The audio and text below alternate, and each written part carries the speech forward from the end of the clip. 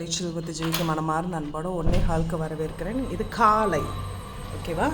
எதுவும் பண்ணலை. காய்ச்சல் வந்துருச்சு, யார் கண்ணுன்றது தெரியல. பட் இதுக்கெல்லாம் நம்ம அசர்ற ஆளே கிடையாது.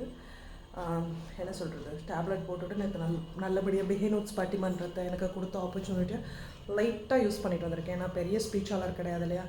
30 வருஷமாக ஒருத்தருக்கு ஒரு விஷயத்தில் எக்ஸ்பீரியன்ஸ் இருக்கும். சமையல்காரங்களுக்கோ இல்லை நடிக்கிறவங்களுக்கோ என்ன சொல்கிறது, கார் ஓட்டுறவங்களுக்கு எல்லாத்துக்குமே எக்ஸ்பீரியன்ஸ் தான். பட் அந்த 30 வருஷம் அந்த பயணித்து அந்த ஜாபங்களோட நடுவில் நான் பேசினதே பெரிய என்ன சொல்கிறது சாதனை நான் நினச்சிக்கிறேன். ஸோ எழுதி வச்சதையும் ஒழுங்காக பேச முடியல, அது கொஞ்சம் வருத்தம். ஸோ எல்லாருக்குமே என்னோடய மனமார்ந்த தமிழ் புத்தாண்டு நல்வாழ்த்துக்கள். ஸோ தம்பியெல்லாம் க்ளீனிங் ப்ராசஸ் பண்ணிகிட்ருக்காங்க. இன்றைக்கி வந்து தமிழ் புத்தாண்டு, சித்திரை திருநாள், எப்படி வேணால் வச்சுக்கோங்க. ஸோ இந்த வேலையெல்லாம் வந்து தம்பி தான் க்ளீன் பண்ணியிருக்கான். எல்லாமே தம்பி தான் க்ளீன் பண்ணிகிட்ருக்கான்.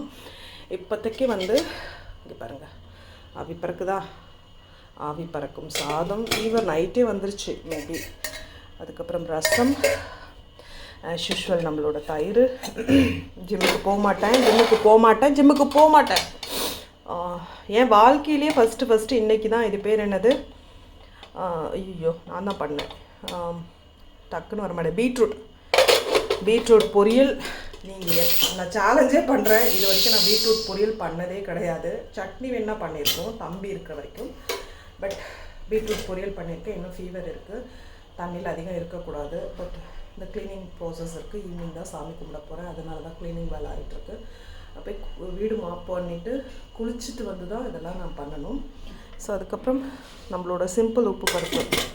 ஸோ ஹெவியாக ஒர்க் இருக்கிற அன்றைக்கி சிம்பிளாக வேலையை முடிச்சுக்கிறது. நீங்களும் அப்படி தான் பண்ணுவீங்கன்னு நினைக்கிறேன். ஸோ நல்லபடியாக க்ளீன் பண்ணிவிட்டு இன்னும் வந்து எனக்கு வீடு மாப் பண்ணுற வேலை இருக்குது, வெளியில் கோலம் போடுற வேலை இருக்குது. இந்த வரும் தமிழ் புத்தாண்டு வந்து நல்லபடியாக நம்ம சிறப்பாக வரவேற்போம். எல்லாத்தையும் நம்ம ஃபேஸ் பண்ணுவோம்.